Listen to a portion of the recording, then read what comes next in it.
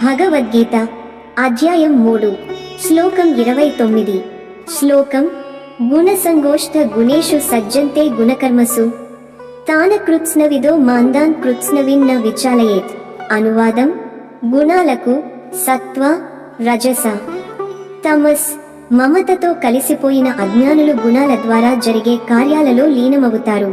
సంపూర్ణ జ్ఞానం లేని ఆ అజ్ఞానులను జ్ఞానవంతుడు అస్థిరం చేయకూడదు. వివరణ: అజ్ఞానులు తమ శరీరం, మనస్సు, కర్మలతో తాము ఏకమైపోయి నేనే కర్త అనుకుంటారు. వారు గుణాల ప్రభావంలోనే పనిచేస్తున్నారు. జ్ఞానవంతుడు వారిని మీరు తప్పు చేస్తున్నారు అని హఠాత్తుగా కుదిపేయకూడదు.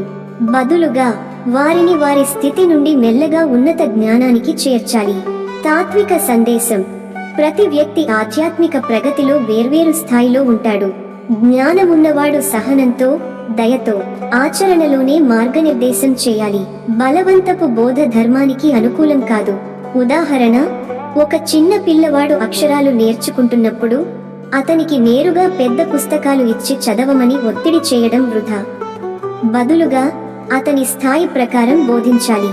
ఎండ్ నోట్: జ్ఞానం ఉన్నవాడు సహనంతో నడిపించాలి, బలవంతంతో కాదు. ఓం శాంతి శాంతి శాంతి. కామెంట్లలో మీ అభిప్రాయాన్ని చెప్పండి, లైక్ చేయండి. ఈ తాత్విక సందేశాన్ని మీ మిత్రులతో షేర్ చేసుకోండి. తదుపరి శ్లోకానికి ఛానల్ సబ్స్క్రైబ్ చేయండి. ధన్యవాదములు. జై శ్రీ కృష్ణ.